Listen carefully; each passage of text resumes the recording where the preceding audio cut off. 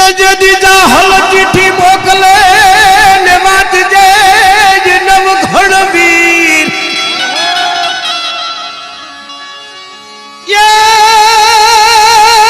મન સીતમાં રોકી જો ને શું મરે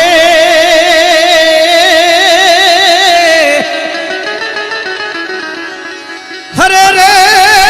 મને હાલવાનો દે હમી